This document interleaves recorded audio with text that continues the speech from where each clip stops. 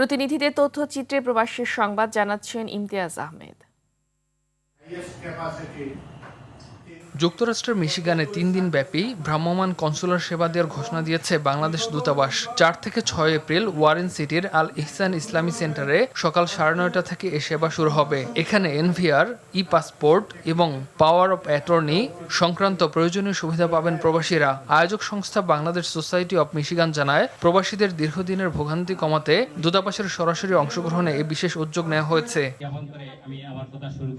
যুক্তরাষ্ট্রের মিশিগানে অনুষ্ঠিত হয়েছে চট্টগ্রাম বিশ্ববিদ্যালয় অ্যালামনাই অ্যাসোসিয়েশনের অভিষেক ও শপথ অনুষ্ঠান। 2026-27 সেশনের নবনির্বাচিত কমিটির সদস্যদের শপথ বাক্য পাঠ করান সংগঠনের উপদেষ্টারা। কাজী এবাদুল ইসলাম সভাপতি এবং প্রদ্যুন্ন চন্দ্র সাধারণ সম্পাদক হিসেবে দায়িত্ব গ্রহণ করেন।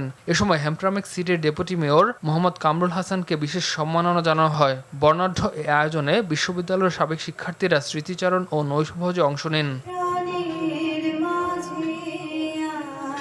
দক্ষিণ আফ্রিকার ইস্ট লন্ডনে স্থানীয়দের হামলায় ক্ষতিগ্রস্ত প্রবাসীদের ব্যবসা প্রতিষ্ঠান পরিদর্শন করেছে বাংলাদেশ হাই কমিশন। বাংলাদেশি ব্যবসায়ীদের প্রতিষ্ঠান পরিদর্শন শেষে স্থানীয় প্রশাসনের সঙ্গে বৈঠক করেন দক্ষিণ আফ্রিকায় নিযুক্ত বাংলাদেশের হাই কমিশনার শাহ আহমেদ শফি। পরে তিনি East London district police commissioner major general mister রাইটসের সঙ্গে সামগ্রিক পরিস্থিতি নিয়ে আলোচনা করেন এবং বাংলাদেশিদের নিরাপত্তা জোরদারের আহ্বান জানান। এর আগে 30 মার্চ স্থানীয়দের দ্বারা লুট, ভাঙচুর ও অগ্নিসংযোগের শিকার হয় বাংলাদেশি ব্যবসায়ীদের বেশ কয়েকটি দোকান। এতে দেশ জুড়ে বিদেশিদের মধ্যে আতঙ্ক ছড়িয়ে পড়ে।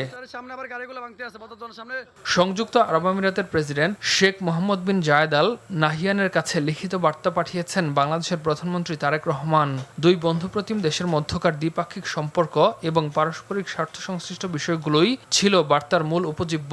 গত বুধবার আবুধাবিতে সংযুক্ত আরব আমিরাতের উপপ্রধানমন্ত্রী ও পররাষ্ট্রমন্ত্রী শেখ আব্দুল বিন জায়েদ আল নাহিয়ানের সঙ্গে বাংলাদেশের প্রধানমন্ত্রীর বৈদেশিক বিষয়ক উপদেষ্টা হুমায়ুন কবিরের বৈঠক অনুষ্ঠিত হয়। বৈঠকে উপদেষ্টা হুমায়ুন কবির প্রধানমন্ত্রীর এই বিশেষ বার্তা হস্তান্তর করেন। বৈঠকে গুরুত্বের সঙ্গে বর্তমান পরিস্থিতি নিয়ে আলোচনা করা হয়।